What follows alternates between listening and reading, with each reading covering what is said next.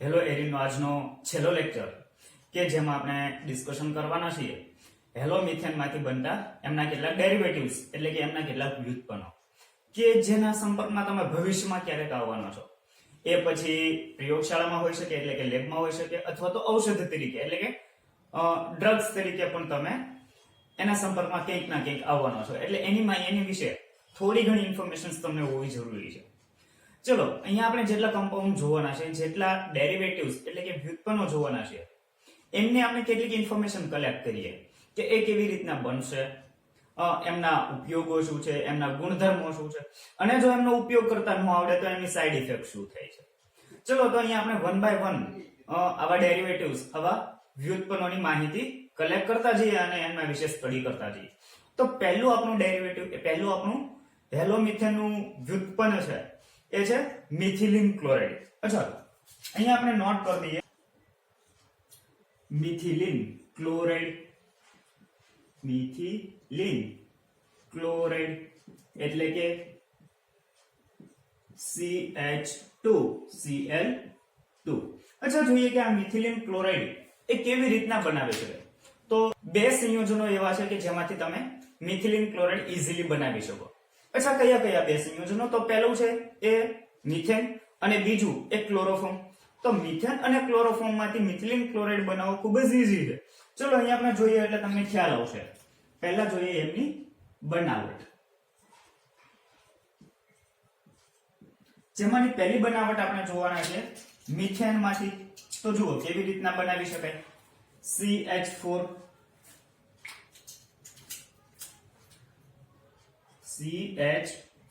મારી પાસે છે મિથેન. એમાંથી મારે શું બનાવવું છે?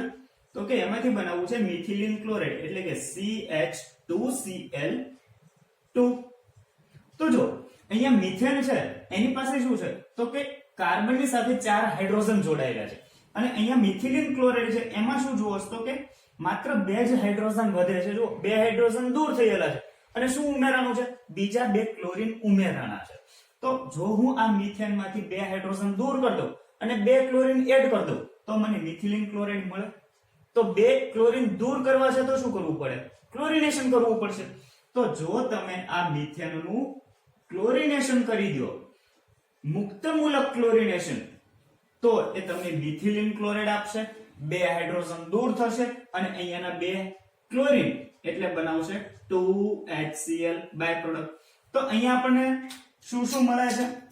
તો અહીંયા આપણે જોઈએ કે શરૂઆતમાં લઈએ છીએ મિથેન, જેમાં શું ઉમેરીએ છીએ? તો કે ક્લોરીન ઉમેરીએ છીએ. કઈ પ્રક્રિયાથી? તો કે મુક્તમૂલક હેલોજિનેશન દ્વારા ક્લોરિનેશન આપણે કરીએ છીએ. અને શું મળે છે? તો કે પરિણામે આપણને મળે છે મિથિલિન ક્લોરાઇડ. અને બાય પ્રોડક્ટ તરીકે શું મળે છે? તો કે બાય પ્રોડક્ટ તરીકે મળે છે હાઇડ્રોજન ક્લોરાઇડ. તો જુઓ, જેવી રીતના તમે મિથેન માંથી ઈઝીલી ક્લોરિનેશન કરી અને મિથિલિન ક્લોરાઇડ બનાવી શકો છો, એવું જ પણ એની કરતા વિરુદ્ધ અહીંયા આપણે શું કરીએ છીએ? ક્લોરીન દાખલ કરીએ છીએ.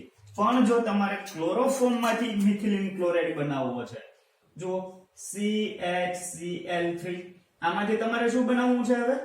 તો કે CH2Cl2 બનાવવો છે, મિથિલિન ક્લોરાઇડ બનાવવો છે. તો તમે શું કરશો? તો જુઓ, અહીંયાનું કમ્પાઉન્ડ જે ક્લોરોફોર્મ છે એમાંથી તમારે મિથિલિન ક્લોરાઇડ બનાવવો છે. શું બેમાં ફેરફાર થાય છે? તો કે અહીંયા આ કમ્પાઉન્ડમાં જો હું એક ક્લોરીન દૂર કરી દઉં અને એક હાઇડ્રોજન એડ કરી દઉં, જો અહીંયા શું હતું? 2 હાઇડ્રોજન દૂર થતા હતા અને 2 ક્લોરીન એડ થતા હતા. અહીંયા શું થાય છે ક્લોરોફોર્મમાં? તો કે એક હાઇડ્રોજન દાખલ કરવાનો છે અને એક ક્લોરીન દૂર કરવાનો. આની કરતા ઊંધું. તો જો ક્લોરીન દાખલ કરવાની પ્રોસેસ એને કહીએ છીએ ક્લોરિનેશન એટલે કે હેલોજિનેશન. અહીંયા હાઇડ્રોજન દાખલ કરવો છે કોઈ કમ્પાઉન્ડમાં તો એ પ્રોસેસને શું કહેવાય? રિડક્શન કહેવાશે. તો જો તમે ક્લોરોફોર્મનું રિડક્શન કરી દો તો ઓટોમેટિક એક હાઇડ્રોજન દાખલ થશે અને એક હેલોજન રિમૂવ થશે, તો તમને મિથિલિન ક્લોરાઇડ મળશે. અચ્છા, અહીંયા આપણે કરાવીએ છીએ રિડક્શન.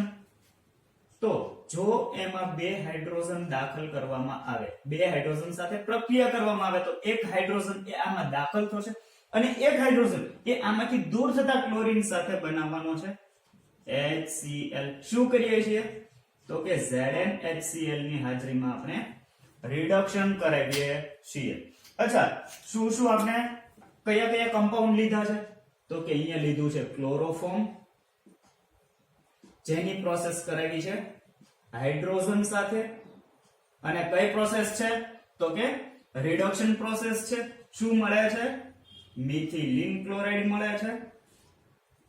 અને બાય પ્રોડક્ટ તરીકે હાઇડ્રોક્લોરિક એસિડ એટલે કે હાઇડ્રોજન ક્લોરાઇડ મળે છે. હવે જો અહીંયા જે આપણને મિથિલિન ક્લોરાઇડ મળે છે એ કેવો છે? તો કે લિક્વિડ ફોર્મમાં મળશે. એની અવસ્થા તમે જોવા જશો તો એ પ્રવાહી અવસ્થામાં મળતો હોય છે. સાથે સાથે એ બાષ્પશીલ છે. અને જો એની વાસ તમે સૂંઘવા જશો, જો કે સૂંઘાય નહીં, પણ જો તમે એની સ્મેલ લેવા જાઓ તો ફ્રૂટી સ્મેલ આવે, સરસ મજાની મીઠી સ્મેલ આવે. એવું થાય એટલે આવું પી જઈએ, પણ અખતરો ન કરવું. અચ્છા, તો પહેલું તો કે એ લિક્વિડ સ્ટેટમાં છે, પ્રવાહી અવસ્થામાં છે. બીજું તો કે એ બાષ્પશીલ છે. એને તમે ખુલ્લું મૂકશો આલ્કોહોલની જેમ તો એ ઇવોપરેટ થઈ જશે, બાષ્પીભવન પામી જતો હોય છે. ત્રીજું કે એમાંથી મીઠી વાસ આવે છે, ટેસ્ટી સ્મેલ છે, અથવા તો ફ્રૂટી સ્મેલ છે, સ્વીટ સ્મેલ છે. અચ્છા, અને ત્રીજું કે હવે જો એ ઇવોપરિંગ એટલે કે બાષ્પીભવન જો સહેલેથી થતો હોય તો એનો મતલબ એવો કે એનું ઉત્કલન બિંદુ એ નીચું હોવું જોઈએ. ચોક્કસ નીચું છે. 1313 કેલ્વિન તાપમાને એની ઉત્કલન બિંદુ છે. તો જો આપણે 4 એમના ભૌતિક ગુણધર્મો જોઈએ. પહેલો ભૌતિક ગુણધર્મ શું છે? તો કે એ પ્રવાહી છે. બીજું એ બાષ્પશીલ છે. ત્રીજું મીઠી વાસ ધરાવે છે. અને ચોથું તો કે એનું ગલન બિંદુ ઉત્કલન બિંદુ 313 કેલ્વિન છે. અહીંયા આપણે નોટ કરી દઈએ કે બીજો પોઈન્ટ આપણે જોયો એમનો ભૌતિક ગુણધર્મો. ભૌતિક ગુણધર્મો કે અહીંયાનો મળતો મિથિલિન ક્લોરાઇડ એ કેવો છે? તો કે એક જ સેન્ટેન્સમાં લખી દઈએ છીએ એ બાષ્પશીલ પ્રવાહી છે. એટલે જો બે ભૌતિક ગુણધર્મો અહીંયા કમ્પ્લીટ થઈ ગયા. એક તો બાષ્પશીલ છે અને બીજું તો કે પ્રવાહી છે. સાથે સાથે એ કેવી વાસ ધરાવે છે? તો કે એ મીઠી વાસ ધરાવે છે. અને ત્રીજું કે તેનું ઉત્કલન બિંદુ કેટલું છે? ઉત્કલન બિંદુ 313 કેલ્વિન જેટલું જોવા મળે છે. 313 કેલ્વિન છે. તો આ 3 ભૌતિક ગુણધર્મો ધરાવે છે. હવે જો અહીંયા મિથિલિન ક્લોરાઇડ બન્યા પછી જો એમનો ઉપયોગ કરતા ન આવડે અને કોઈક સંજોગો એવા બને છે, ઘણી વખત તમારે તમને તો વ્યવસ્થિત ઉપયોગ કરતા આવડે છે, પણ તમે જેમની સાથે કામ કરો છો, લેબોરેટરીમાં કામ કરો છો, એમને વ્યવસ્થિત ઉપયોગ કરતા નથી આવડતું અને બોટલ ખુલ્લી મૂકી દે છે મિથિલિન ક્લોરાઇડની, તો એમાંથી મિથિલિન ક્લોરાઇડ શું થવાનું છે? બાષ્પીભવન થશે અને વાતાવરણમાં ભળશે. તો જો એ મિથિલિન ક્લોરાઇડ વાળું વાતાવરણ અથવા તો એવી હવાના કોન્ટેક્ટમાં જો તમે આવો છો તો તમારી આંખો એટલે કે તમારી વિઝિબિલિટી એટલે કે દ્રશ્ય ક્ષમતા અને સાંભળવાની ક્ષમતા ઓછી થતી જોવા મળે. ત્યારની કન્ડિશન જો માત્ર એ હવામાં થોડો ઘણો પ્રસરેલો હોય, એની માત્રા કેવી છે? અલ્પ માત્રા છે.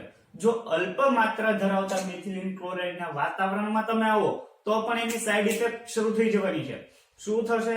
તો કે તમારી વિઝિબિલિટી ઓછી થશે, જોવાની ક્ષમતા ઓછી થશે, સાંભળવાની ક્ષમતા ઓછી થશે. પણ આ તો ઓછી સાંદ્રતાની વાત એટલે કે ઓછી માત્રા હોય ત્યારે. પણ જો વધારે માત્રા હોય, એમનું પ્રમાણ વધારે છે વાતાવરણમાં, અને તમે એવા વાતાવરણમાં દાખલ થાઓ છો, પણ ના છૂટકે દાખલ થવું પડતું હોય તો ભૂલથી દાખલ થઈ ગયા હોય તો શું થાય? તો એને કારણે તરત જ તમને ચક્કર આવવા માંડશે. ચક્કર આવવાની સાથોસાથ ઉલટી શરૂ થઈ જતી હોય છે અથવા તો વોમિટ થતું હોય છે. સાથે સાથે આવું બધું થવા પાછળનું રીઝન શું? તો કે ચેતાતંત્રને સૌથી પહેલા ડેમેજ કરે છે. CNS સેન્ટ્રલ નર્વસ સિસ્ટમ એને સૌથી પહેલા નુકસાન પહોંચાડવા મળે, જેની સાઈડ ઇફેક્ટ છે કે ચક્કર આવવા, ઉલટી થવી. જો વધારે પ્રમાણમાં કોન્ટેક્ટમાં આવશો તો એ જેવી રીતના કોઈને પેરાલિસિસ થાય અને હાથ કે પગની આંગળીઓ હલવા માંડતી હોય છે, સેમ કન્ડિશન આની પણ છે કે જો વધારે કોન્ટેક્ટમાં તમે આવો છો તો એક તો ચેતાતંત્રને ડેમેજ કરે છે, જેને હિસાબે ચક્કર આવવા અથવા તો ઉલટી આવી થતું હોય, વત્તા એ હાથ અથવા તો પગની આંગળીઓમાં ઝણઝણાટી એટલે કે એમાં ખાલી ચડતી હોય ને એવું તમને લાગે, અથવા તો જો ઘણી વખત એ જડતા આવી જતી હોય. માનો કે આ આંગળી તમારી ત્રાસી છે તો આમને આમ જ રહેતી હોય છે, બરોબર, એટલે કે જડતા આવી ગઈ, કડક થઈ જશે. તો આના જેવા સાઈડ ઇફેક્ટ થતી જોવા મળતી હોય છે. અહીંયા આપણે એની સાઈડ ઇફેક્ટ લખીએ તો સાઈડ ઇફેક્ટ શું થાય છે, તો ત્રીજો પોઈન્ટ આપણો બનશે એનાથી થતી અસરો વિશે. તો પહેલી ઇફેક્ટ આપણે એવી જોઈ કે જો એમની અલ્પ માત્રા હોય, એમની માત્રા કેવી હોય તો કે ઓછી માત્રામાં હોય, ઓછી માત્રાના સંપર્કમાં જો આવવામાં આવે, ઓછી માત્રાના સંપર્કથી શું શું થતું જોવા મળે છે, ઓછી માત્રાના સંપર્કથી. તો ઓછી માત્રાના સંપર્કમાં આવીએ તો આપણને ખબર છે કે દ્રશ્ય શક્તિ, દ્રશ્ય અને શ્રવણ. દ્રશ્ય એટલે જોવું અને શ્રવણ એટલે સાંભળવું. શ્રવણ એટલે પેલો કાવડ વાળો નહીં. દ્રશ્ય અને શ્રવણ ક્ષમતા, શ્રવણ ક્ષમતા શું થાય છે, ઓછી થાય છે. ત્યારબાદ જોઈએ કે જો વધુ માત્રામાં એના કોન્ટેક્ટમાં આવે તો પણ આપણે જોઈ લીધું કે વધુ માત્રાના સંપર્કથી શું થાય છે, તો કે પહેલું જ એ ઇફેક્ટ કરે છે CNS ને, એટલે કે સેન્ટ્રલ નર્વસ સિસ્ટમ ને. તો કે વધુ માત્રાના સંપર્કમાં આવે તો એ ચેતાતંત્રને નુકસાન કરે છે, અને ચેતાતંત્રને નુકસાન કરે છે માટે શું જોવા મળે છે, તો કે માટે આપણને ચક્કર આવતા હોય છે. આ ઉપરાંત ઉલટી થવી, અને જો એના કરતા વધુ માત્રામાં કોન્ટેક્ટમાં આવે તો શું થાય છે, પેરાલિસિસ જેવું અનુભવાય છે. એટલે કે હાથ અને પગની આંગળીઓ એમાં ઝણઝણાટી થતી હોય, એટલે કે ખાલી ચડતી હોય એવું આપણને જોવા મળે છે.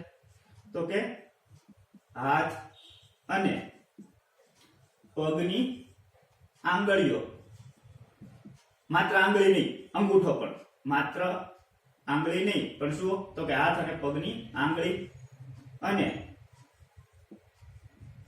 અંગૂઠામાં ઝણઝણાટી થાય છે, ઝણઝણાટી અથવા તો જડતા આવે છે. તો કે ખાલી ચડતી હોય છે, અથવા તો આપણે વાત કરી હતી આંગળી જે કન્ડિશનમાં હશે ઇનિયસ કન્ડિશનમાં રહેશે, અંગૂઠો જે કન્ડિશનમાં હશે, માનો કે આંગળી વળી ગયેલી છે તો વળી ગયેલી જ રહેશે, સીધી છે તો એ સીધી જ રહેશે, બરાબર. તો આવી સાઈડ ઇફેક્ટ જોઈ, એટલે કે જડતા આવે છે.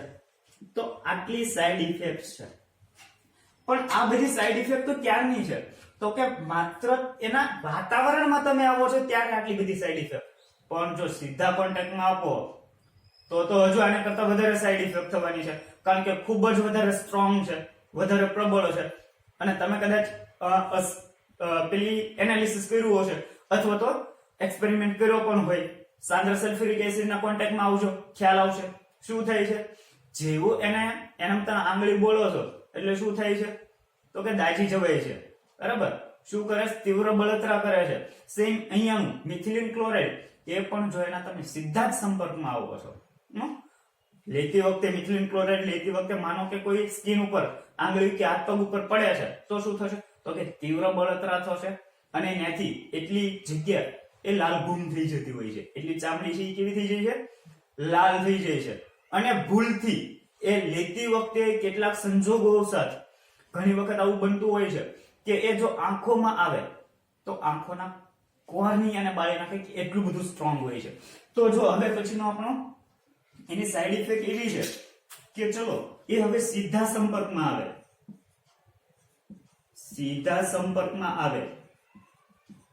સીધા સંપર્કથી શું થાય છે, તો કે ચામડી ઉપર તીવ્ર બળતરા કરે છે. ઉપરાંત શું કરે છે, તો કે ત્વચા બાળે છે, અથવા તો ત્વચા લાલ બનાવી દેતા હોય. જેટલા ભાગમાં આ મિથિલિન ક્લોરાઇડ પડશે એટલા ભાગમાં ત્વચા લાલ બની જતી હોય છે. અને જો એ આંખના સંપર્કમાં આવે તો શું થાય છે? તો કે જો એ આંખના સંપર્કમાં આવે, આંખના સંપર્કથી શું જોવા મળે છે? તો કે કોર્નિયાને બાળી દેતું હોય છે, કોર્નિયા ને બાળે છે. તો આવી બધી એમની સાઈડ ઇફેક્ટ છે. માટે જ્યારે તમે લેબોરેટરીમાં કોઈ કમ્પાઉન્ડ સાથે કામ કરો છો અને એમાં તે મિથિલિન ક્લોરાઇડ સાથે, તો હવે તમને એમની સાઈડ ઇફેક્ટ વિશે અવેરનેસ હોવી જોઈએ કે એમની સાથે મારે કેવી રીતના બિહેવ કરવું. અચ્છા, અહીંયા સુધીના જેટલા હતા એ બધા એમના સાઈડ ઇફેક્ટ. હવે જોઈએ કે આપણને એ ઉપયોગી શું કામ, એ આપણને ક્યાં ઉપયોગી થવાનો છે. કારણ કે ક્યાંક આપણે એનો ઉપયોગ કરતા હશું તો જ એના સંપર્કમાં આવશું અને તો જ એવી સાઈડ ઇફેક્ટો થવાની છે. તો કે એ ક્યાં ઉપયોગી થવાનું છે. તો હવે પછીનો પોઈન્ટ આપણો છે એમનો ઉપયોગ. તો એક વાત યાદ રાખો કે અહીંયા જેટલા હેલોજન ડેરિવેટિવ આપણે ભણવાના છે ને, જેટલા હેલોજન વ્યુત્પન્નો ભણવાના છે ને, એમાંના મોટા ભાગના હેલોજન વ્યુત્પન્નો એ સારા એવા સોલ્વન્ટ છે, સારા એવા દ્રાવક છે. ક્યાંકનો ક્યાંક તો એમનો દ્રાવક તરીકે ઉપયોગ થશે. તો અહીંયાનો મિથિલિન ક્લોરાઇડ છે ને, એ પણ સારો એવો દ્રાવક છે. સાથે સાથે અહીંયા આપણે નોટ કરતા જઈએ હવે તો કે ક્યાં ઉપયોગી થવાના છે. તો કે પહેલું એ દ્રાવક તરીકે ઉપયોગી છે. અચ્છા, બીજો તો એ રંગ દૂર કરવા માટે તમે કેટલાક દ્રાવણો જોયા હશે. જે પાકો રંગ હોય એ રંગને દૂર કરવો છે તેના ઉપર શું કરે છે? તો કે કેટલાક દ્રાવણો નાખે એટલે એ રંગ દૂર થઈ જતો હોય છે. તો રંગ દૂર કરવા માટે જે દ્રાવણ વપરાય છે એમાં મિથિલિન ક્લોરાઇડ નો ઉપયોગ થતો હોય છે. તો કે રંગ દૂર કરવા માટે ઉપયોગી છે. આ ઉપરાંત બીજો જે સૌથી વધુ ઉપયોગ થાય છે મિથિલિન ક્લોરાઇડ નો, એ છે એરોસોલ. એરોસોલ એટલે વાયુ વિલય. જેમ ગુજરાતી છે, બહુ ખરાબ ગુજરાતી છે, વાયુ વિલય. જનરલી એ એરોસોલ તરીકે વધારે પ્રચલિત છે. તો એરોસોલમાં જે પ્રોપેલેન્ટ હોય છે, નોદક હોય છે, તો એ નોદક તરીકે આ મિથિલિન ક્લોરાઇડ નો ઉપયોગ કરવામાં આવે. અચ્છા, આ થોડું વાક્ય છે અથવા તો શબ્દ છે ને, થોડો તમારા માટે નવો છે કે એરોસોલ પ્રોપેલેન્ટ. તો જો આ પ્રોપેલેન્ટ એટલે કે નોદક એટલે શું, પહેલા આખો શબ્દ સમજો. એરોસોલ, એરોસોલ એટલે તો કે જેમાંથી વાયુ નીકળતા હોય ને એવો સ્પ્રે, તો એને એરોસોલ સ્પ્રે કહેવાય. અને એમાં એક પદાર્થ ભરવામાં આવે જેને પ્રોપેલેન્ટ કહેવાય. અચ્છા, આ પ્રોપેલેન્ટ નું ત્યાં કામ શું? તો જો અહીંયા હું એક આકૃતિ દોરું ને એટલે તમને ખ્યાલ આવશે. કારણ કે આ એરોસોલ પ્રોપેલેન્ટ છે ને, એ હવે પછીના લગભગ બધા જ ડેરિવેટિવમાં એમનો ઉપયોગ થાય છે. તો માનો કે અહીંયા મારી પાસે આ સ્પ્રે છે. તો અહીંયા સ્પ્રેમાં શું છે? તો કે અહીંયાથી આપણે જોઈએ કે એક નળી અંદર દાખલ કરેલી હોય છે, નોઝલ. અને માનીએ કે સ્પ્રે અહીંયા સુધી ભર્યો છે. આ છે આપણું નિપજ એટલે કે આપણા સ્પ્રે ધરાવતું પ્રવાહી. તો એના ઉપર અથવા તો આની સાથે પ્રોપેલેન્ટ એટલે કે નોદક મિશ્ર કરવામાં આવે છે. નિપજ વત્તા નોદક. અચ્છા, નોદક એટલે પ્રોપેલેન્ટ. તો પ્રોપેલેન્ટ નું આમાં કામ શું? તો કે પ્રોપેલેન્ટ એવું કામ કરશે કે એને જ્યારે પ્રેશરથી ભરવામાં આવશે તો એ આપણી નિપજ સાથે મિશ્ર થઈ જશે. પણ પ્રેશરથી ભરેલો હોવાથી એ શેના તરીકે? તો કે વાયુ તરીકે. આપણે જોયું કે આ નોદક છે અથવા તો જે મિથિલિન ક્લોરાઇડ છે એ નોદક તરીકે વર્તવાનો છે. તો મિથિલિન ક્લોરાઇડ કેવો છે? તો કે એ તો બાષ્પશીલ છે. એટલે જ્યારે મિથિલિન ક્લોરાઇડ ને આ સ્પ્રે બોટલમાં પ્રેશરથી ભરશું એટલે એમાંનું કેટલોક મિથિલિન ક્લોરાઇડ એ ક્યાં હશે? તો કે વાયુ અવસ્થામાં રૂપાંતરિત પામેલો હશે. આ શું છે? આપણું નોદક હશે એટલે કે મિથિલિન ક્લોરાઇડ હશે. તો એનું કામ શું? તો કે અહીંયા જે વાયુ છે એને હિસાબે વાયુનું દબાણ વધારે જળવાઈ રહેતું હોવાથી અહીંયાથી તમે જ્યારે આને પ્રેશર આપો છો એટલે આ પ્રવાહી છે એ ક્યાં જશે? તો કે અહીંયાનું આપણું નિપજ છે એ આ નોઝલ મારફતે ઉપર આવશે. તો આ નિપજને પૂરતું દબાણ આપી રાખવાનું કામ કોનું છે? નોદકનું એટલે કે પ્રોપેલેન્ટનું છે, જે મિથિલિન ક્લોરાઇડ કરે છે. તો અહીંયાનો જે મિથિલિન ક્લોરાઇડ છે એ ક્યાં ઉપયોગી થવાનો છે? તો કે વાયુ વિલય. અહીંયા આપણે ગુજરાતી શબ્દ જ વાપરીએ છીએ. વાયુ વિલયમાં નોદક તરીકે ઉપયોગી છે. અને છેલ્લો ઉપયોગ એમનો છે કે ધાતુની સફાઈ માટે. ધાતુની સફાઈ માટે આ મિથિલિન ક્લોરાઇડ એ વધુ પ્રમાણમાં ઉપયોગી થતો હોય છે. તો આટલી હિસ્ટ્રી એ આપણા હેલોમિથેનના ડેરિવેટિવ્સ એટલે કે મિથિલિન ક્લોરાઇડ ની છે. તો પહેલી આપણે એક વખત રિવાઇઝ કરી દઈએ. તો પહેલી આપણે શું ઇન્ફોર્મેશન એટલે કલેક્ટ કરી છે તો કે એમની બનાવટ શેમાંથી બને? તો કે પહેલા આપણે જોયું કે બે કમ્પાઉન્ડ માંથી સૌથી વધારે બનતો હોય છે. એક મિથેન અને બીજું છે ક્લોરોફોર્મ. મિથેન નું ક્લોરિનેશન કરો તો બને અને ક્લોરોફોર્મ નું રિડક્શન કરશો તો બનશે. એમના 3 જુદા જુદા ભૌતિક ગુણધર્મો જોયા.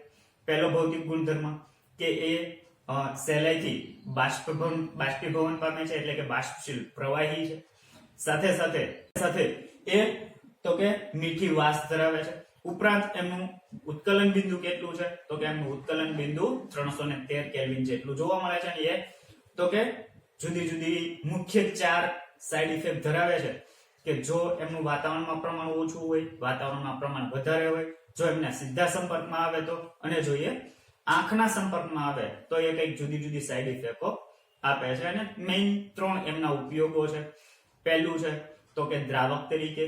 બીજું એની સાથે જ આપણે લખ્યું છે કે એ રંગ દૂર કરવા માટે ઉપયોગી છે. સાથે એ એરોસોલમાં પ્રોપેલેન્ટ તરીકે છે એટલે કે વાયુ વિલયમાં નોદક તરીકે. અને છેલ્લું ધાતુની સફાઈ માટે. તો આટલી ઇન્ફોર્મેશન એ તમારે પહેલા ડેરિવેટિવ માટે કમ્પ્લીટ કરવાની છે, તમારે યાદ રાખવાની છે. અચ્છા, તો પહેલા આનો સ્ક્રીનશોટ લઈ લો.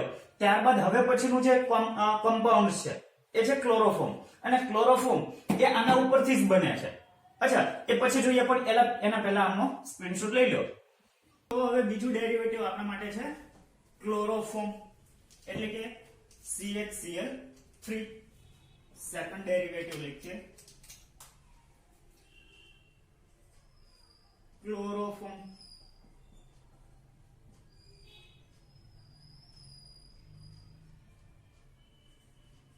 એટલે કે CHCl3. અચ્છા, જોઈએ કે એ કેવી રીતના બનાવી શકાય. તો જો જેવી રીતના આપણે મિથિલિન ક્લોરાઇડ બે રીતે બનાવ્યું. પહેલી રીત હતી કે જેનું ક્લોરિનેશન કર્યું હતું એટલે કે મિથેનનું ક્લોરિનેશન કરીને, અને બીજી રીત હતી કે જેમાં રિડક્શન પ્રોસેસ હતી.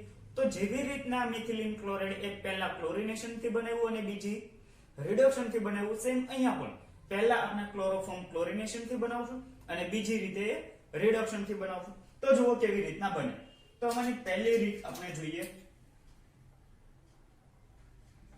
કે ચલો, જો અહીંયા હું મિથિલિન ક્લોરાઇડ લઉં, જો CH2Cl2 અને એમાંથી મારે બનાવવો છે CHCl3. તો અહીંયા મારે શું કરવું પડે? જો અગાઉ મિથિલિન ક્લોરાઇડ માટે પણ આવી જ પરિસ્થિતિ હતી કે ત્યાં મિથેન હતું અને એમાંથી મારે મિથિલિન ક્લોરાઇડ બનાવવું હતું.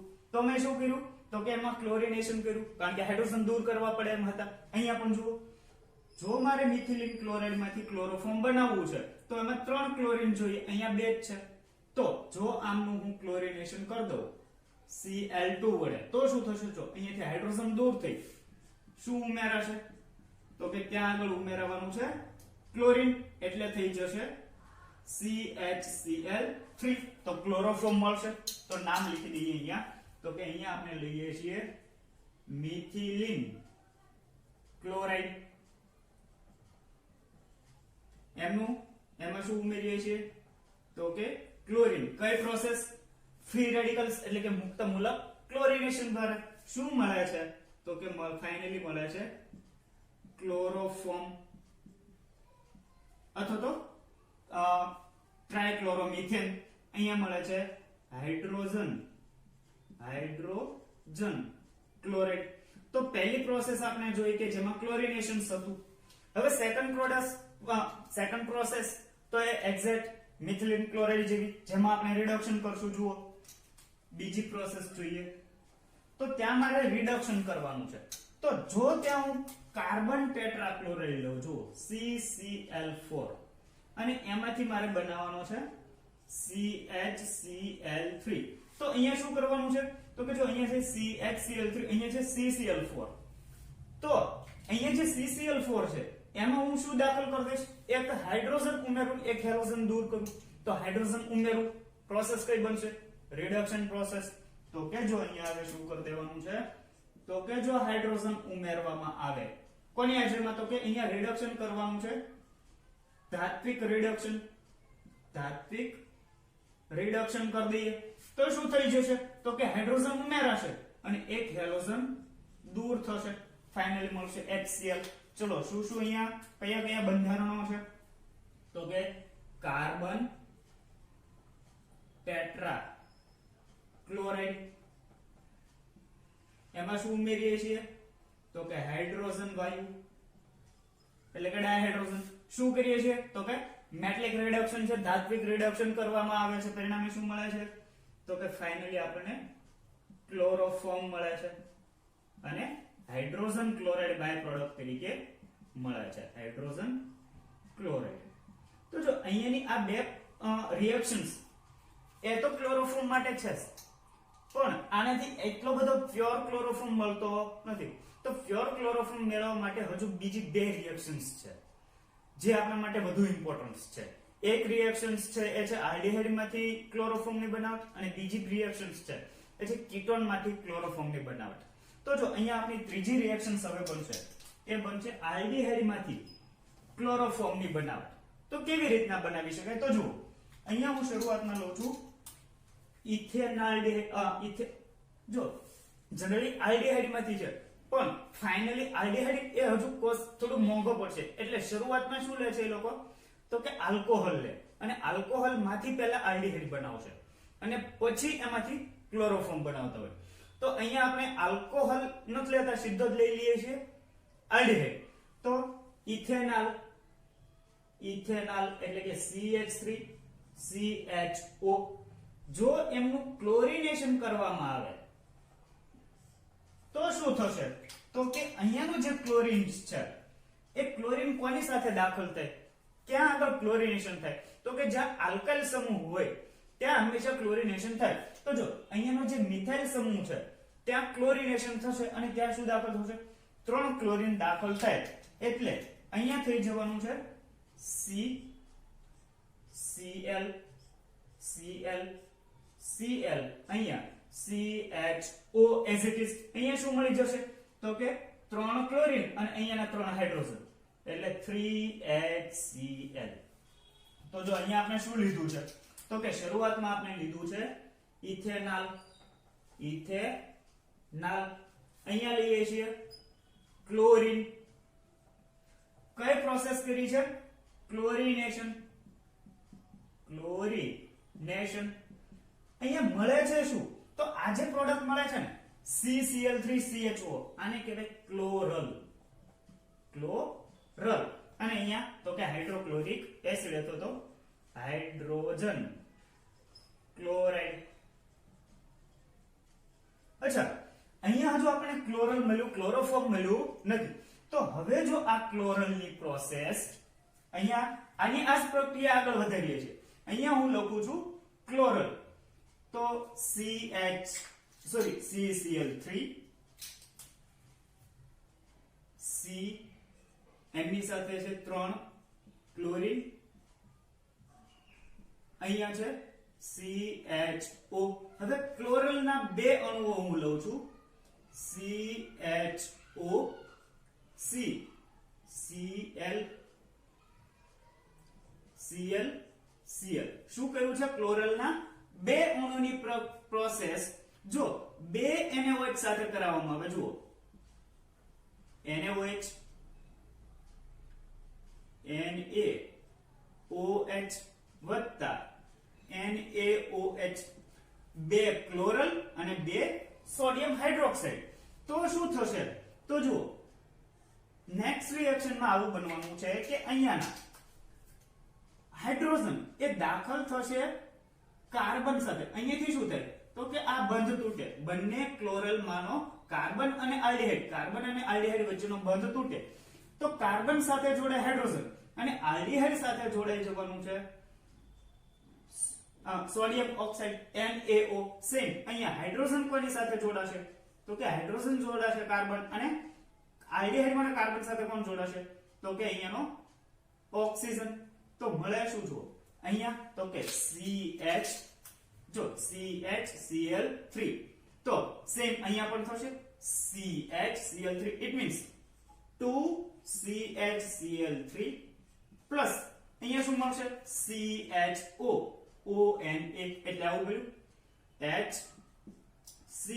HCOONA સોડિયમ ફોર્મેટ મળશે તો જો અહીંયા આપણે નામ લખી દઈએ અહીંયા છે ક્લોરોફોર્મ અને અહીંયા મળે શું તો કે સોડિયમ ફોર્મેટ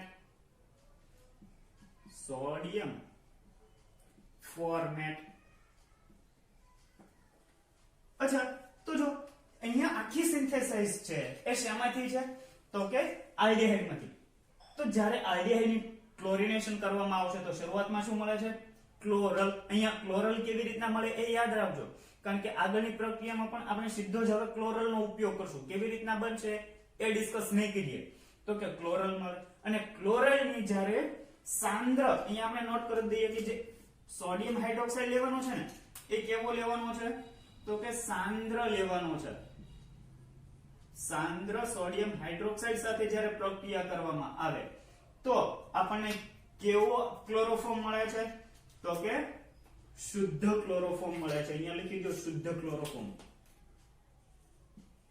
સૌથી વધારે શુદ્ધ ક્લોરોફોર્મ આપણને આ પ્રોસેસ થી મળવાનો છે તો આ થશે આપણી ત્રીજી રિએક્શન્સ હવે જોઈએ ચોથી રિએક્શન્સ કે જેમાં આપણે કીટોન માંથી ક્લોરોફોર્મ મેળવવાનો છે તો એની પણ બનાવટ આના જેવી જ છે તો અહીંયા આપણે લખી દઈએ CH3 CO CH3 એમનું પણ ક્લોરિનેશન કરાવવાનું છે 3Cl2 તો જો ક્લોરિનેશન કરાવશો તો ક્લોરિનેશન કયા કાર્બન ઉપર થશે તો કે અહીંયાના હંમેશા આલ્કાઇલ કાર્બન ઉપર ક્લોરિનેશન થાય તો બંને કાર્બન સમતુલ્ય કાર્બન છે કોઈ પણ કાર્બન ઉપર તમે ક્લોરિનેશન કરાવી શકો તો માનો કે અહીંયાના કાર્બન પર ક્લોરિનેશન થાય છે તો જો C Cl Cl Cl CO CH3 plus 3HCl મળશે તો અહીંયા શું મળ્યું તો અહીંયા જે મળે છે અચ્છા આને થોડું નીચે લખશું અહીંયા જે મળે છે એને કહે ટ્રાયક્લોરોએસિટોન અહીંયા શું મળે છે ટ્રાયક્લોરોએસિટોન વત્તા શું મળે છે વત્તા આપણને મળ્યું હતું HCl એનું હવે નામ આપણે લખતા નથી એ આપણને ખબર છે હાઇડ્રોક્લોરિક એસિડ છે અચ્છા અહીંયા શું લીધું છે આપણે તો કે ક્લોરીન કઈ પ્રક્રિયા છે તો કે ક્લોરિનેશન એ હવે ખ્યાલ છે અહીંયા લઈએ છીએ એસિટોન તો હવે જો અહીંયા આપણને જે ટ્રાયક્લોરોએસિટોન મળે છે અગેન એમની રિએક્શન્સ જો સાંદ્ર NaOH સાથે કરાવવામાં આવે તો એ એક્ઝેક્ટ આના જેવું જ બિહેવ કરશે જોઈએ અહીંયા જો હવે ટ્રાયક્લોરોએસિટોન ની પ્રક્રિયા અહીંયા આપણે લખીએ છીએ Cl Cl Cl અહીંયા CO CH3 વત્તા શું કરીએ છીએ again CH3 CO C Cl Cl Cl આમની પ્રક્રિયા કોની સાથે તો કે NaOH સાથે અહીંયા પણ NaOH સાથે પ્રક્રિયા કરાવો તો શું મળશે તો કે અહીંયાનો હાઇડ્રોજન એ કોની સાથે જોડાવાનો છે H સાથે અહીંયાથી બંધ તૂટશે જુઓ તો અહીંયાનો હાઇડ્રોજન જોડાશે કાર્બન સાથે અને અહીંયાનો ઓક્સિજન જોડાશે CO માના કાર્બન સાથે અહીંયા પણ ઓક્સિજન જોડાશે CO ના કાર્બન સાથે તો પરિણામે મળ્યા શું જુઓ નિપજ તરીકે આવું મળશે અહીંયા તો કે 2 મોલ ક્લોરોફોર્મ જો CHCl3 CHCl3 2 moles of CHCl3 plus અહીંયા શું થઈ ગયું CH3 COONA CH3 COONA કેટલા એના પણ 2 મોલ મળશે 2 moles of સોડિયમ એસિટેટ મળશે અહીંયા શું મળ્યું છે સોડિયમ એસિટેટ મળશે અહીંયા તો કે ક્લોરોફોર્મ મળે છે ક્લોરોફોર્મ તો જુઓ અહીંયા આપણે જુદી જુદી ક્લોરોફોર્મ બનાવવાની ટોટલ 4 રિએક્શન્સ જોઈ. પહેલી રિએક્શન્સ જે મિથિલિન ક્લોરાઇડમાં હતું એક્ઝેક્ટ એની જેવી કે ક્લોરિનેશન્સ કરો, ત્યારબાદ તો કે રિડક્શન કરો, ત્યારબાદ બે બનાવટો નવી છે. એક છે એ છે આલ્ડીહાઇડ માંથી જે અહીંયા આપણે જોઈ, અને બીજી છે એટલે કે ચોથી એ છે કીટોન માંથી. તો અહીંયા જે આલ્ડીહાઇડ અને કીટોન માંથી જે આપણને ક્લોરોફોર્મ મળે છે એ ક્લોરોફોર્મ વધારે પ્યોર ફોર્મમાં આપણને મળતો હોય છે. અને સ્પેશિયલી અહીંયા જે ક્લોરલ માંથી જે ક્લોરોફોર્મ મળે છે એ સૌથી વધારે શુદ્ધ ફોર્મમાં મળે છે કમ્પેર ટુ અહીંયા ટ્રાયક્લોરો એસિટોન કરતા પણ વધારે શુદ્ધ ફોર્મમાં મળતો હોય તો એ છે ક્લોરલ માંથી મળતો ક્લોરોફોર્મ. તો હવે જો જેવી રીતના ક્લોરોફોર્મ મળે છે એક્ઝેક્ટ આની જેવી જ બનાવટ એ આયોડોફોર્મની છે. એટલે હવે જ્યારે આની પછીનો પોઈન્ટ આપણે આયોડોફોર્મ લખીએ છીએ ને તો એમાં આયોડોફોર્મની બનાવટ નહીં લખીએ, સીધા જેની પછીના પોઈન્ટ કવર કરી લેશું. તો જો આયોડોફોર્મ બનાવવો છે તો કેવી રીતના બને? તો આયોડોફોર્મ માટે આ બે ટેસ્ટ, આ બે પ્રક્રિયા એટલી બધી યુઝ થતી નથી. આયોડોફોર્મ માટે તો કે આલ્ડીહાઇડ અને કીટોન આ બંને ટેસ્ટ, બંને પ્રક્રિયા એમની બનાવટ માટેની સૌથી વધારે ફેમસ છે. અચ્છા ચલો, મારે હવે આયોડોફોર્મ બનાવવું છે તો હું શું કરીશ? તો કે જ્યાં આગળ ક્લોરિનેશન કરું છું એના બદલે હું શું કરી દઉં? તો કે જો અહીંયા ક્લોરિનેશન ને બદલે હવે આયોડિનેશન કરી દેવામાં આવે અથવા તો શું કરી દઈએ 3I2 તો અહીંયા શું મળશે? તો કે જ્યાં ક્લોરીન છે એના અથવામાં શું મળશે? આયોડિન મળશે. જુઓ તો જો આયોડિન હોય તો શું કહેવાય એને? તો એને કહેવાય આયોડલ અથવા તો આયોડાલ પણ કહેવાય છે, અથવા તો આયોડલ પણ કહેવાતું હોય છે. જો Cl છે તો ક્લોરલ, જો અહીં આયોડિન હશે તો એને કહેવાય આયોડાલ. તો અહીંયા શું થશે? તો કે 2 મોલ્સ ઓફ આયોડાલ I સેમ અહીંયા પણ ક્લોરીન ની જગ્યાએ શું દાખલ કરી દેવાનું છે હવે? આયોડિન, એટલે કે 2 મોલ્સ આયોડાલ. એની સાંદ્ર NaOH સાથે પ્રક્રિયા કરાવશો તો અહીંયા શું મળશે? તો કે અહીંયા હવે થઈ જવાનું છે અહીંયા થઈ જશે Cl ની જગ્યાએ I. યસ અહીંયા અચ્છા નેક્સ્ટ માં કે સુધારો. અચ્છા અહીંયા થઈ જશે હવે શું થશે? તો કે 2 મોલ્સ ઓફ CH3 જેને શું કહેશું? ક્લોરોફોર્મ. અહીંયા એક્ઝેક્ટ એનું હોય, અહીંયા સુધારો કરી દઈએ. અહીંયા શું કરી દઈશું હવે?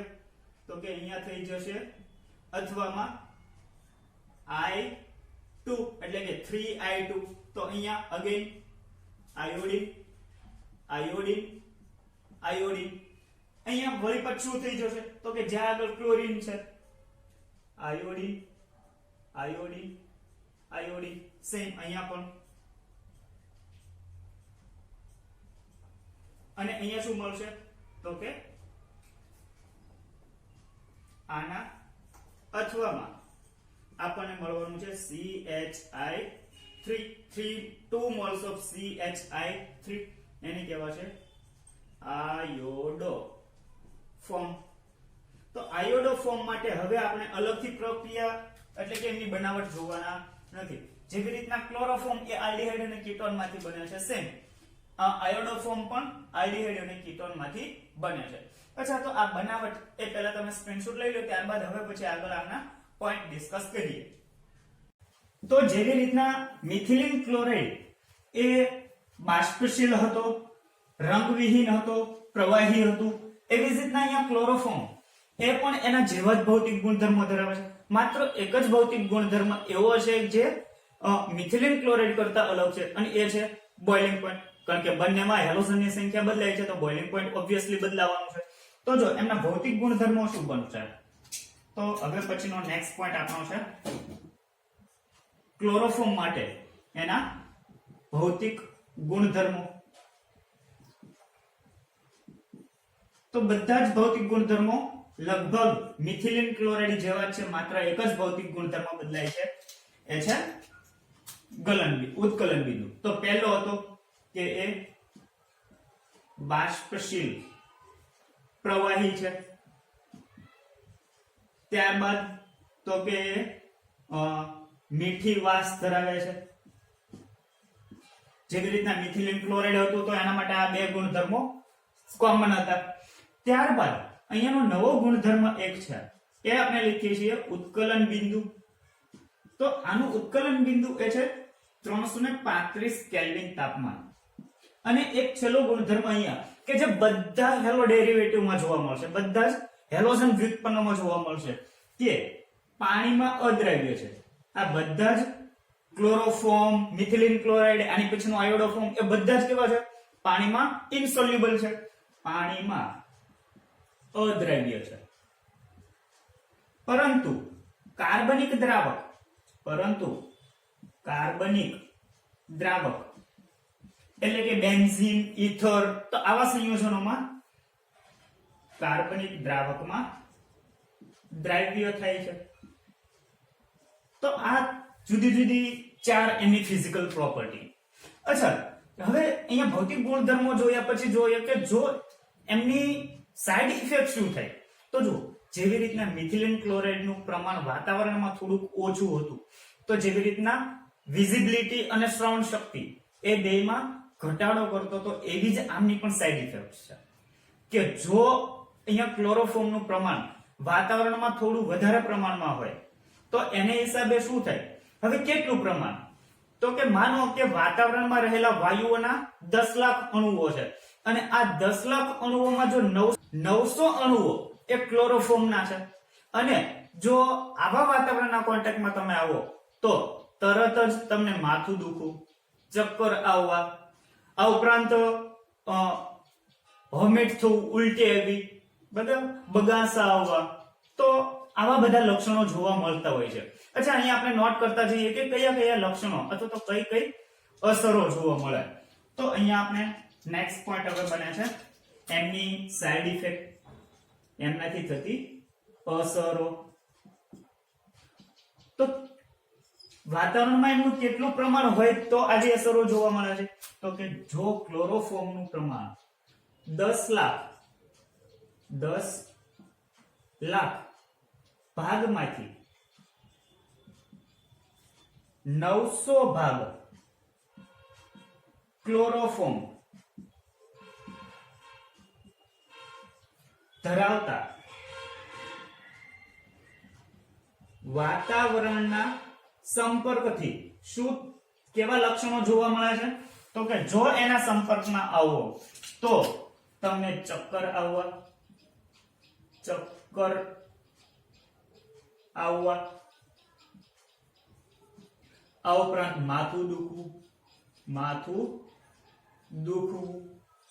આ ઉપરાંત ઉલટી થવી, તો આવા બધા લક્ષણો તમને જોવા મળશે. હવે જો અહીંયા તમે જો અવલોકન કરશો તો ખ્યાલ આવશે કે આ બધા જ લક્ષણો કોના છે? તો એ એવું દર્શાવે કે શરીરમાં એટલે કે બોડીમાં ઓક્સિજનની ઉણપ સર્જાણી છે, ઓક્સિજન ઓછો થાય છે. તો એનો સીધો જ મતલબ એવો થયો કે અહીંયાનો ક્લોરોફોર્મ એ શરીરમાં જઈ, જો વાતાવરણમાં આટલું પ્રમાણ હોય કે વાતાવરણના વાયુઓના 10 લાખ અણુઓ અને એમાં 900 અણુઓ ક્લોરોફોર્મ હોય અને જો એવી હવા બોડીમાં જાય તો એ શું કરે છે? ઓક્સિજન સાથે રિએક્શન્સ કરે છે ને શરીરમાં ઓક્સિજનનું પ્રમાણ ઘટાડશે. તો શું થાય છે? તો અહીંયા જો આવી રિએક્શન્સ થશે તો આપણે એવું ડિસિઝન લઈ શકીએ કે ક્લોરોફોર્મ એ શું કરે છે? બોડીમાંના ઓક્સિજન એક્સેપ્ટ કરે છે અને એમાંથી કંઈક અલગ પ્રોસેસ કરતો હશે, અલગ નિપજ બનાવતો હશે. તો જો અહીંયાનો ક્લોરોફોર્મ CHCl3 કે શરીરમાંના ઓક્સિજન સાથે શું બનાવે છે? તો કે COCl2 બનાવે છે. શું બનાવે છે? અહીંયાનો ક્લોરોફોર્મ એ શરીરમાંના ઓક્સિજનને મેળવી અને એમાંથી શું બનાવે છે? તો કે એમાંથી બનાવે છે ફોસ્જીન. અહીંયા જે મળે છે એ શું બને છે? તો કે બને છે ફોસ્જીન. અને અહીંયાનો જે ફોસ્જીન છે એ ઝેરી વાયુ છે. તો આ શરીરમાં એ ક્લોરોફોર્મ એ ઓક્સિજન સાથે પ્રક્રિયા કરી અને શું બનાવવા માંડે છે? તો કે ફોસ્જીન બનાવવા માંડે છે, જે પોઈઝનિયસ હોવાથી ઘણી વખત મૃત્યુ થવાની શક્યતા પણ રહેતી હોય. અને તમે ઘણી વખત એવું પણ અવલોકન કર્યું હશે અથવા તો ક્યાંક સાંભળ્યું હશે કે કોઈ પેશન્ટને જો વધારે પ્રમાણમાં ક્લોરોફોર્મ સૂંઘાડવામાં આવ્યું હોય તો એ ખૂબ જ ઊંડા કોમામાં જતો રહેશે અને ફાઇનલી એમનું ડેથ પણ થતું હોય છે. તો એમની પાછળનું રીઝન કે એક ક્લોરોફોર્મ બોડીમાં રહેલા ઓક્સિજનને યુઝ કરી લે છે અને એમનું રૂપાંતર ફોસ્ફિનમાં રૂપાંતરિત કરી દે છે. ફોસ્ફિન કેવો છે તો કે પોઈઝનિયસ છે. એને કારણે કોઈ પણ પેશન્ટનું ડેથ થતું હોય છે. અચ્છા, એમની બીજી સાઈડ ઇફેક્ટ એવી પણ છે કે એ ચેતાતંત્ર આ ઉપરાંત યકૃત અને કિડની ને નુકસાન પહોંચાડે છે. અચ્છા, અહીંયા સુધીની જેટલી સાઈડ ઇફેક્ટ છે ને એ તો માત્ર એમનું પ્રમાણ વાતાવરણમાંથી હોય ને જો શ્વાસમાં ગયું હોય તો એમની છે. પણ આપણે મિથિલિન ક્લોરાઇડમાં ત્યાર પછી જોયું હતું કે જો એને સીધા જ કોન્ટેક્ટમાં આવે તો એની સાઈડ ઇફેક્ટ અલગ હતી કે એક તીવ્ર બળતરા કરતું હતું. સેમ અહીંયા ક્લોરોફોર્મ પણ એક્ઝેક્ટ એના જેવું જ છે કે જો એના સીધા સંપર્કમાં આવવામાં આવે, સીધા સંપર્કથી એ ત્વચા પર ઘા પાડે છે. એટલે કે ત્યાંથી એટલી ત્વચા એટલી સતત હાથ અથવા તો આંગળી એ ક્લોરોફોર્મમાં બોળી રાખવામાં આવે અથવા તો કન્ટિન્યુઅસ ક્લોરોફોર્મ સાથે કામ કરવાનું આવે અને ક્લોરોફોર્મ આપણા શરીર ઉપર સતત સંપર્કમાં રહેતું હોય તો એટલા ભાગ ઉપર ઘા પડતો હોય એટલે કે આપણે ભાગ કોઈ જગ્યાએ છોલાયા હોઈએ અને કેવું થઈ જાય તો એક્ઝેક્ટ એના જેવી લક્ષણ એ તમને ક્લોરોફોર્મ સાથે જો કન્ટિન્યુઅસ કોન્ટેક્ટમાં રહો તો એ તમને જોવા મળતું હોય છે.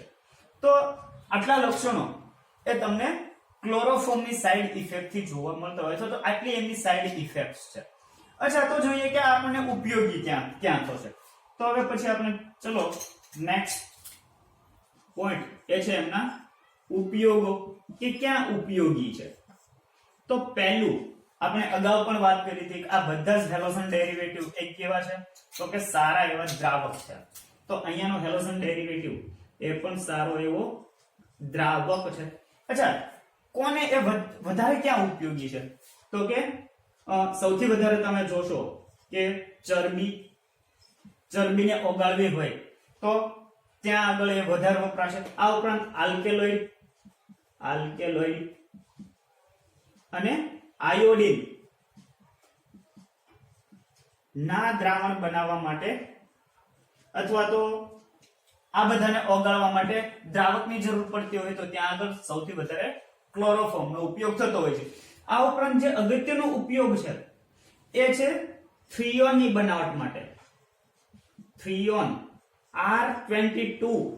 અચ્છા, આ થ્રીયોન R22 શું છે તો કે એ પ્રશીતક છે એટલે કે કુલન્ટ છે. પ્રશીતક ની બનાવટમાં ઉપયોગી છે.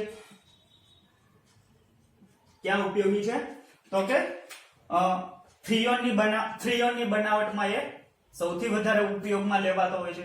આ ઉપરાંત એનો ત્રીજો જે ઉપયોગ છે એ આપણને ખ્યાલ જ છે કે સર્જરી દરમિયાન સર્જરીમાં શેના તરીકે ઉપયોગી છે? નિશ્ચેતક તરીકે ઉપયોગી છે.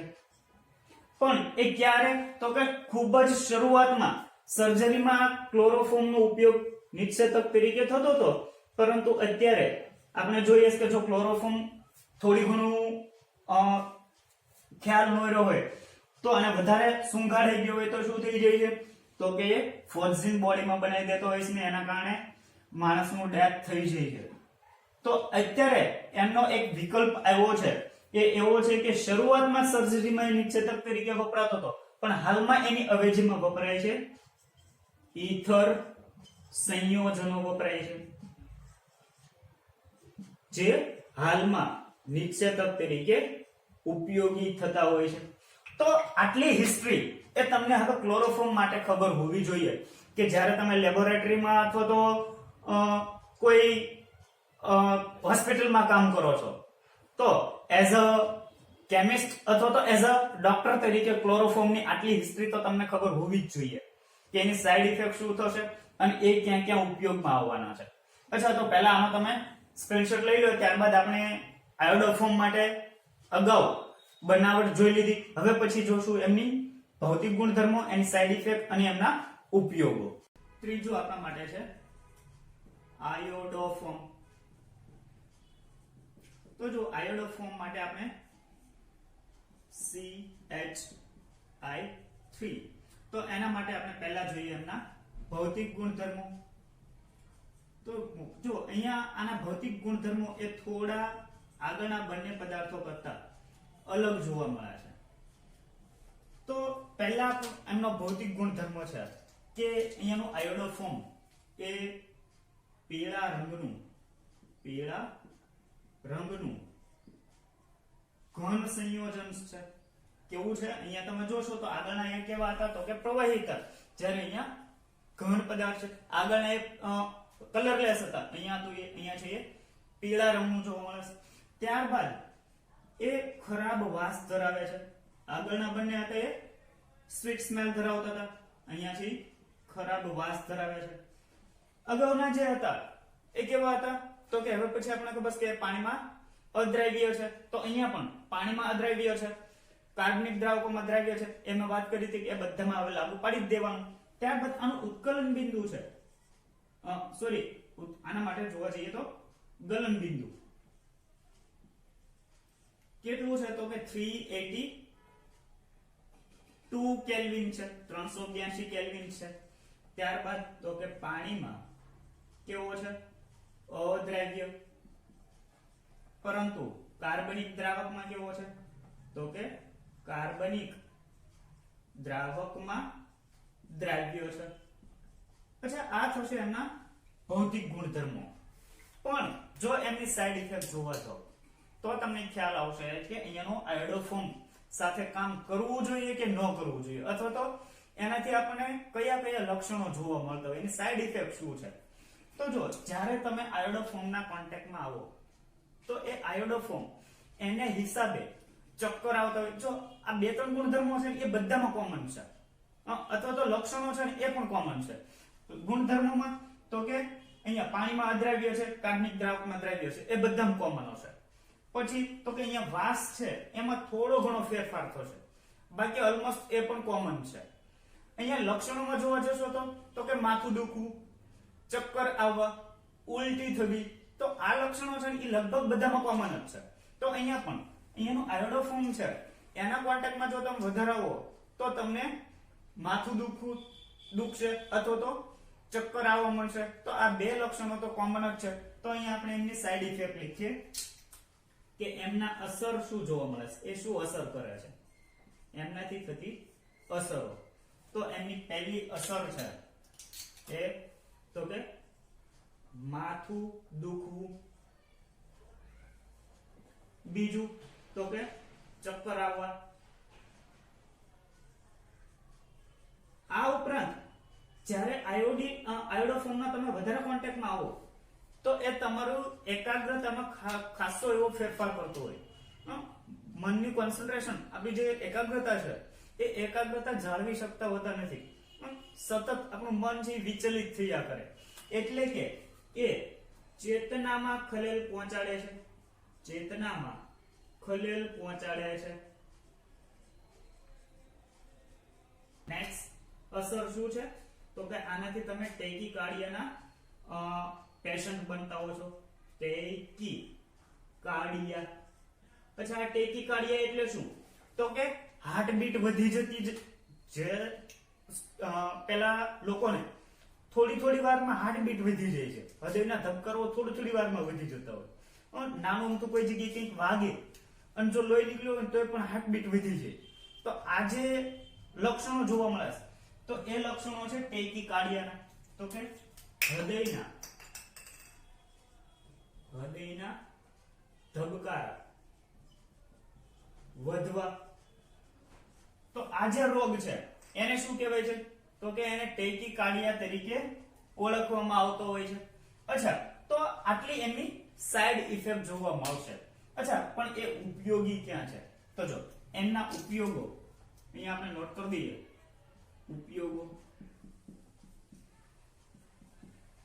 તો કે આપણે ખ્યાલ છે કે જ્યારે કોઈ જગ્યાએ પડ્યા હોઈએ, નાની વાતોમાં બાંધીએ અને પડીએ તો શું થાય છે તો કે સંજોગો વસાત કોઈ જગ્યાએ વાગે છે, છોલાઈએ તો ત્યાં તરત જ ડોક્ટર પાસે જઈએ એટલે ઓલી પીળી એક ટ્યુબ આપે, જેને આપણે બીટાડીન તરીકે ઓળખતા હોઈએ. તો એ બીટાડીન જે શું છે તો કે આયોડોફોર્મ નું જ એક ડેરિવેટિવ છે, એનું જ એક વ્યુત્પન્ન છે. તો શરૂઆતમાં છે એ બીટાડીન હજુ નહોતી શોધાઈ ત્યારે એનો ઉપયોગ આયોડોફોર્મ ત્યાં આગળ ઉપયોગી થતું હતું.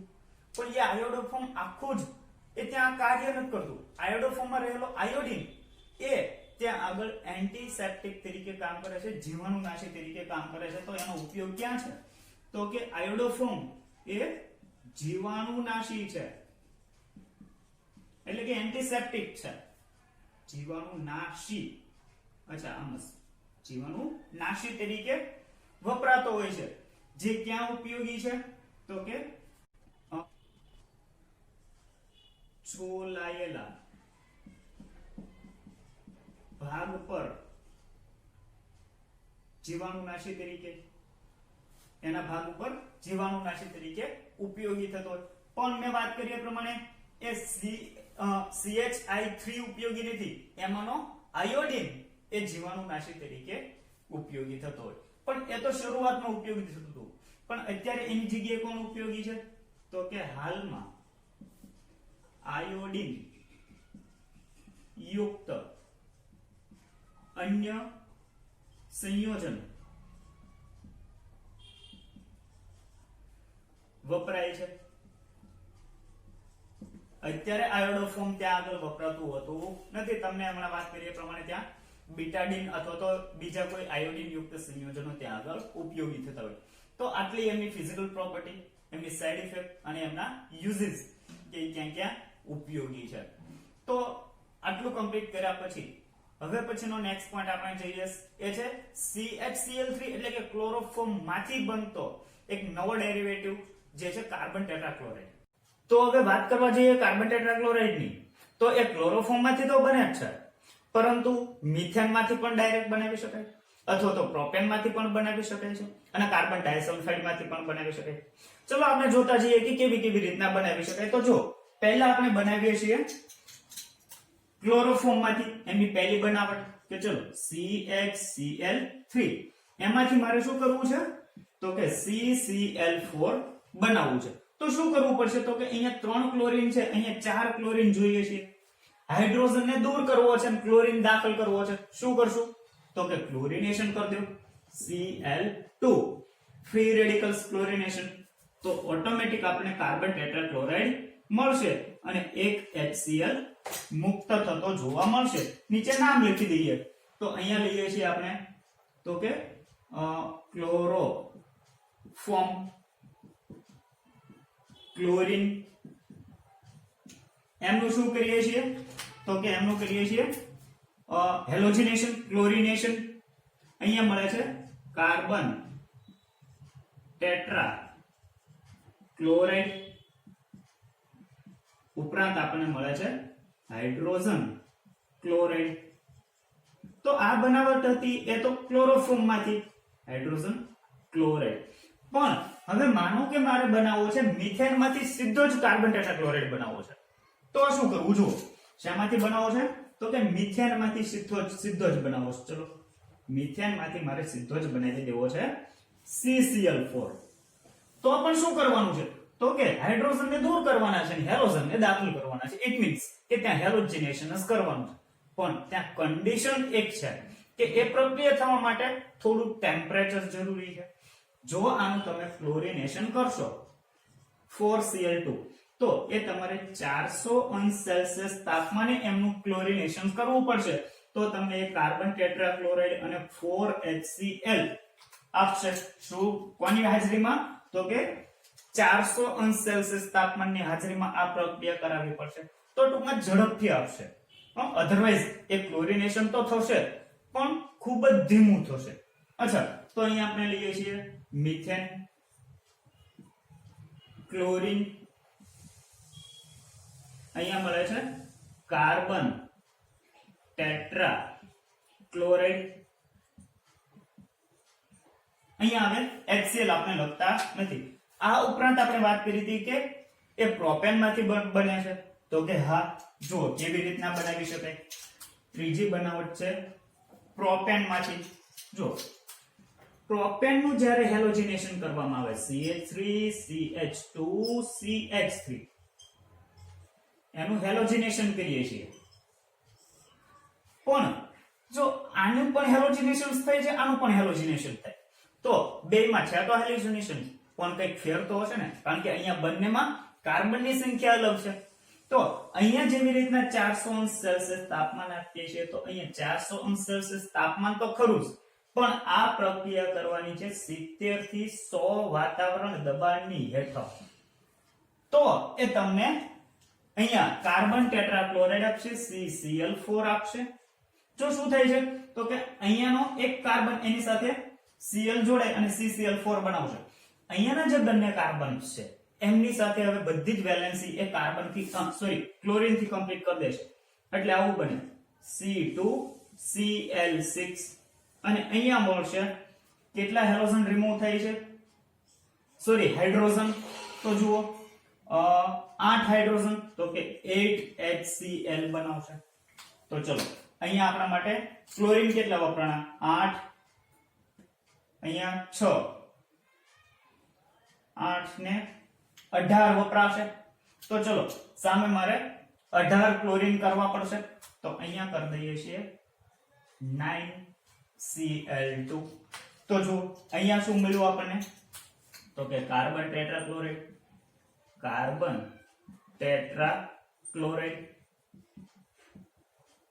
અહીંયા શું મળે છે તો કે હેક્સાક્લોરોઇથેન જુઓ હેક્સાક્લોરોઇથેન બે કાર્બન છે અહીંયા હાઇડ્રોક્લોરિક એસિડ શું લઈએ છીએ પ્રોપેન તો જ્યારે પ્રોપેન માંથી તમારે કાર્બન ટેટ્રાક્લોરાઇડ બનાવવો છે તો આ કન્ડિશન એપ્લાય કરો અચ્છા હજુ એક બનાવટ છે એ હતી કાર્બન ડાઇસલ્ફાઇડ માંથી CS2 માંથી જુઓ કાર્બન ડાઇસલ્ફાઇડ એમની પ્રક્રિયા તમે જ્યારે ડાઇસલ્ફર ડાઇક્લોરાઇડ ની હાજરીમાં કરાવશો CS2 S2Cl2 તો આ બંનેની જ્યારે પ્રોસેસ કરાવશો તો આના 2 મોલ લેશો એટલે મળશે CCl4 અને સલ્ફરના 6 મોલ મળશે 6s અથવા તો યસ અહીંયા થઈ જશે 6s એટલે કે 6 સલ્ફર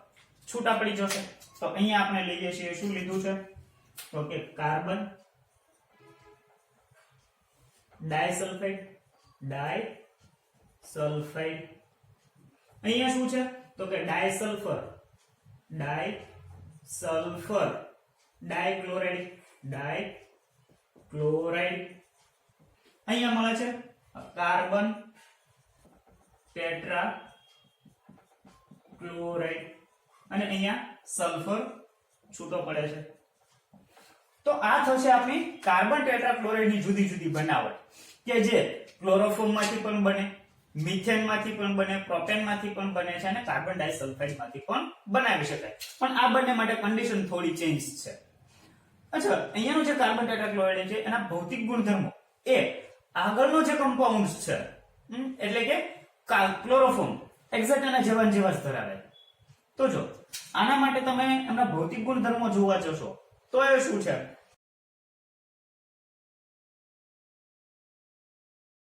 તો કે એમના ગુણધર્મો એ હવે મિથિલિન ક્લોરાઇડ જેવા ધરાવે છે એટલે હવે આપણે એમાં વધારે ડિસ્કશન કરતા નથી અહીંયા નોટ કરી દઈએ કે એ CH2Cl2 જેવા જ ગુણધર્મો ધરાવે છે રંગવિહીન પ્રવાહી છે સાથે સાથે ઝેરી પણ છે કાર્બનિક દ્રાવકમાં દ્રાવ્ય થાય છે તો આ બધા ગુણધર્મો છે ઇથિલિન ક્લોરાઇડમાં પણ આપણે જોઈ ગયા હતા અચ્છા એની સાઇડ ઇફેક્ટ શું થાય તો જો જ્યારે તમે કન્ટિન્યુઅસ કાર્બન ટેટ્રાક્લોરાઇડના કોન્ટેક્ટમાં રહ્યો તો એના હિસાબે સ્કિન કેન્સર અથવા તો યકૃતનું કેન્સર થતું હોય પણ જો થોડી માત્રા હશે તો બહુ ઓછો વાંધો આવે છે પણ જ્યારે આપણે શરૂઆતમાં માનો કે કોઈ જગ્યાએ એમની માત્રા ઓછી છે થોડી માત્રા છે તો અગાઉના જે લક્ષણો જોવા મળે છે ને એ કોમન લક્ષણો તો જોવા મળશે જ તે કે જેટલા કાર્બન એટલે કે હેલોજન ડેરિવેટિવ્સ છે એમના કોન્ટેક્ટમાં તમે આવો ઓછી માત્રામાં એટલે સતત એ તમને માથાનો દુખાવો કરશે માથું દુખવા માંડશે ચક્કર આવવા માંડશે, ઉલટી થવા માંડશે. તો આ લક્ષણો તો બધામાં કોમન છે. તો અહીંયા આપણે એમના અસર શું થાય એ નોટ કરતા જઈએ. જો એમની સાઈડ ઇફેક્ટ શું છે, અસરો. તો પહેલા આપણે જોયું છે કે જો થોડી માત્રા હશે, ઓછી માત્રાના સંપર્કમાં આવવાથી, ઓછી માત્રાના સંપર્કથી શું જોવા મળે છે, તો કે માથું દુખવું,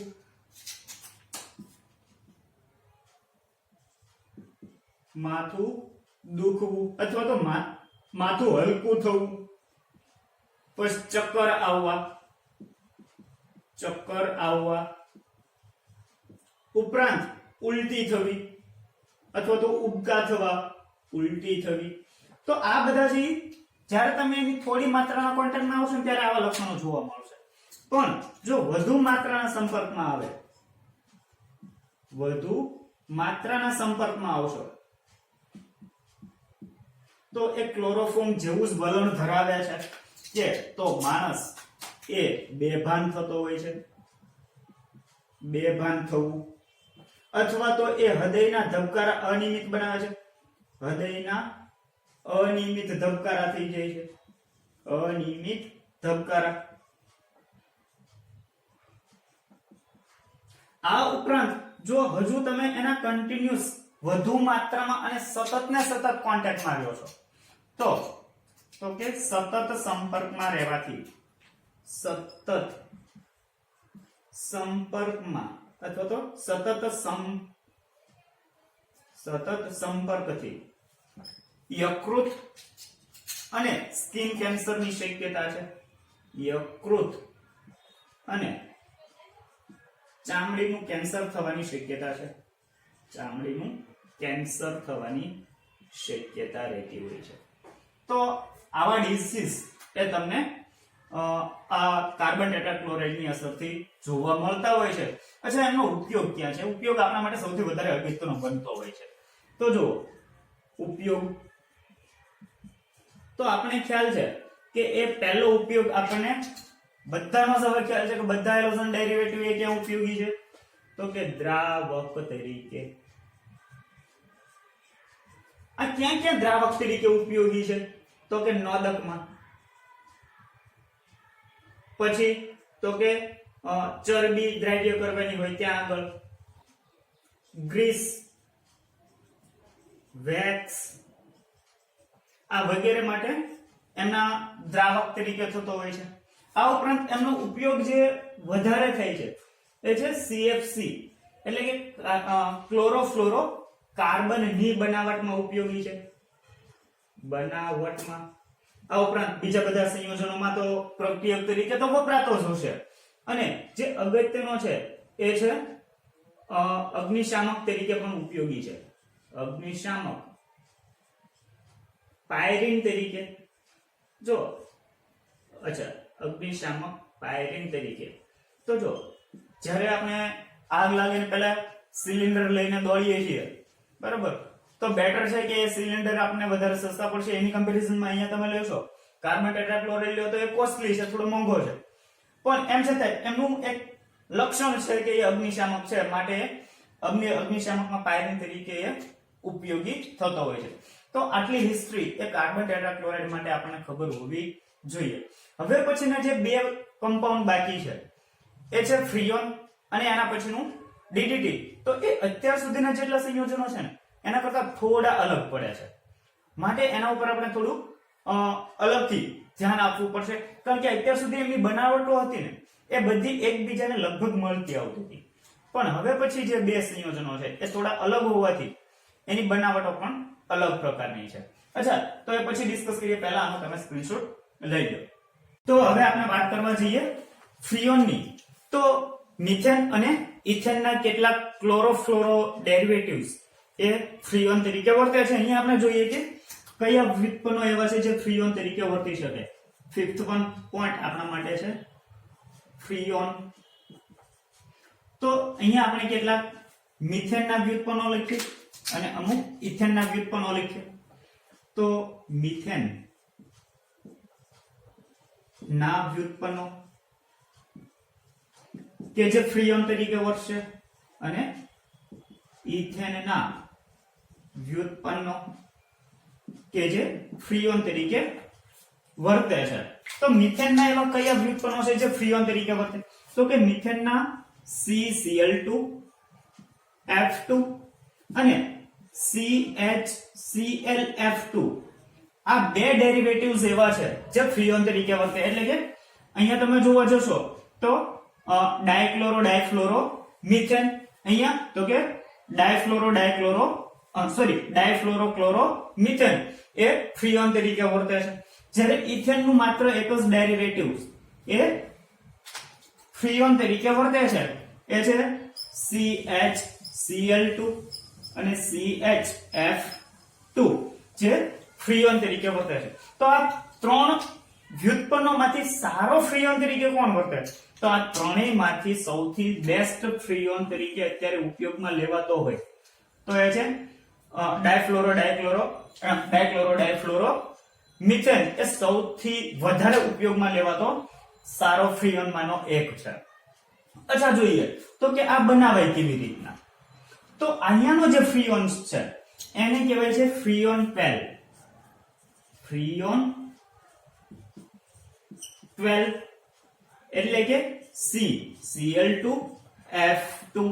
તો જોઈએ કે એ કેવી રીતના બનાવે. તો સામાન્ય રીતે ફ્રીઓન 12 એ કાર્બન ટેટ્રાક્લોરાઇડ માંથી જુદી જુદી બે રીતે બનાવાતો હોય છે, જેમાંની પહેલી રીતે અહીંયા આપણે જોઈએ. જુઓ કે ચલો CCl4 એમની જો એન્ટીમની ટ્રાઇફ્લોરાઇડ સાથે પ્રક્રિયા કરવામાં આવે, CCl4 એન્ટીમની ટ્રાઇફ્લોરાઇડ કોની હાજરીમાં? તો કે એન્ટીમની પેન્ટાક્લોરાઇડ ઉદ્દીપકની હાજરીમાં જો એ પ્રક્રિયા કરવામાં આવે તો CCl2F2 SbCl3 મળશે. અચ્છા, રિએક્શન્સ બેલેન્સ કરીએ તો 3 2 તો જો અહીંયા શું થાય છે તો કે CCl4 એની એન્ટીમની ટ્રાઇફ્લોરાઇડ ની સાથે પ્રક્રિયા કરવાની છે. કોની હાજરીમાં? તો કે એન્ટીમની પેન્ટાક્લોરાઇડ ઉદ્દીપકની હાજરીમાં પ્રક્રિયા કરવામાં આવે તો એ ફ્રીઓન 12 આપણને નિપજ તરીકે આપતો હોય છે. આ ઉપરાંત બીજી પ્રોસેસ છે, બીજી પ્રક્રિયા એ છે CCl4 એની હાઇડ્રોજન ફ્લોરાઇડ સાથે પ્રક્રિયા કરાવવામાં આવે. જુઓ, અને એન્ટીમની પેન્ટાફ્લોરાઇડ ની હાજરીમાં જો આ પ્રક્રિયા કરાવવામાં આવે SbF5 ની હાજરીમાં તો નિપજ તરીકે આપણને આપશે CCl2F2 2 moles of HCl એ નિપજ તરીકે આપશે. તો અહીંયા તમે જોશો કે ફ્રીઓન માટે જુદી જુદી બે બનાવટો છે. એક છે એ એન્ટીમની ટ્રાઇફ્લોરાઇડ ની સાથે પ્રક્રિયાથી અને બીજી પ્રક્રિયા છે એ હાઇડ્રોજન ફ્લોરાઇડ સાથેની પ્રક્રિયાથી. તો આ ડિસ્કશન કરીએ આપની સિન્થેસિસ. હવે જો આપણે ભૌતિક ગુણધર્મોની વાત કરવા જઈએ તો એ ભૌતિક ગુણધર્મો એ આવા કંઈક ધરાવે છે. જુઓ કે એ બિનઝેરી છે ભૌતિક ગુણધર્મો.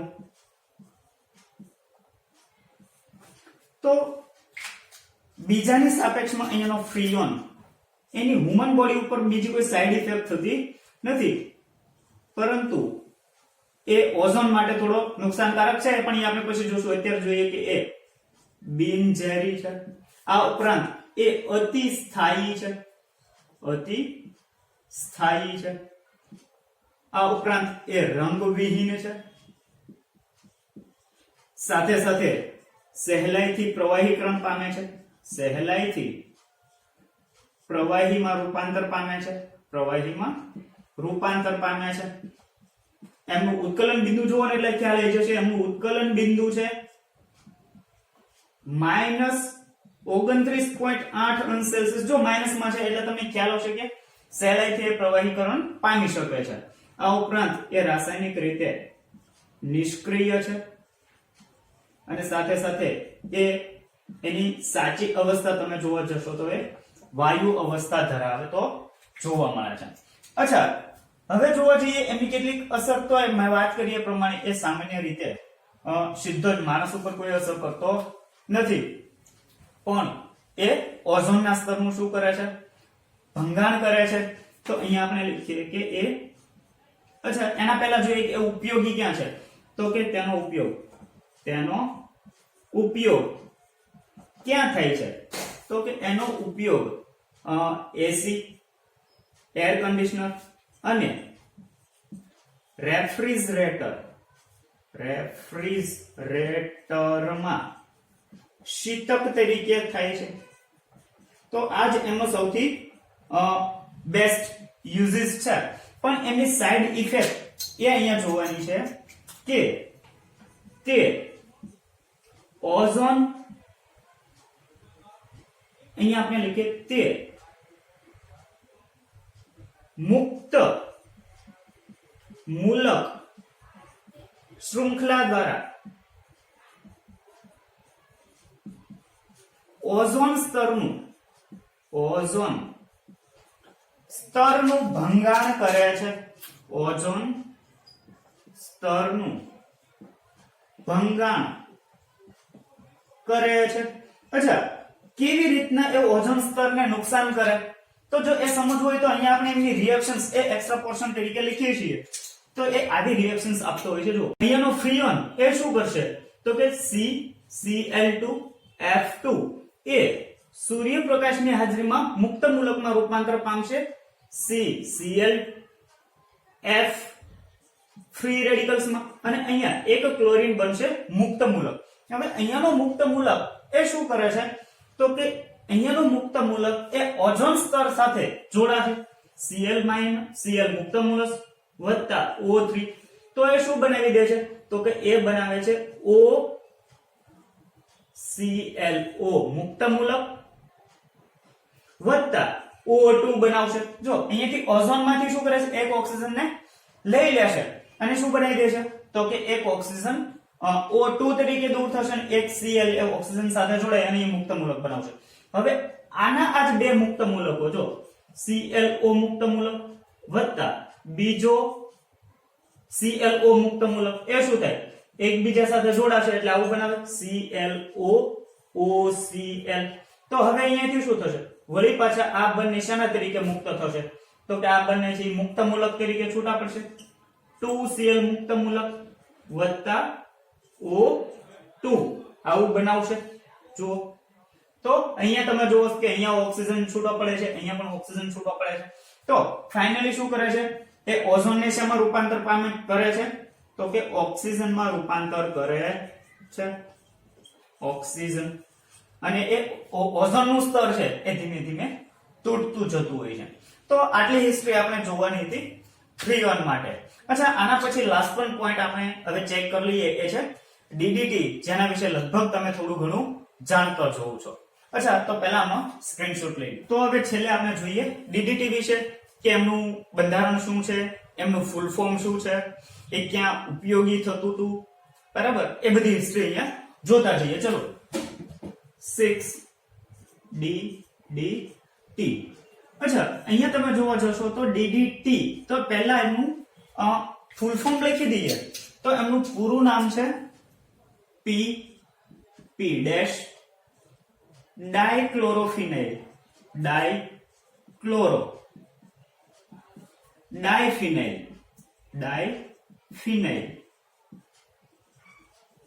Trichloro, ethane. આ એમનું ફૂલ ફોર્મ છે. અહીંયા જુઓ ડાયક્લોરો ડી અને ટ્રાયક્લોરો ઇથેન DDT. આ એનું કોમન નાઉન છે. જો IUPAC નાઉન નથી. IUPAC નાઉન હમણાં આપણે એમનું બંધારણ દોરીએ તો એના ઉપરથી ખ્યાલ આવશે. જો પણ એના પહેલા જોઈએ કે એ કેવી રીતના બનશે.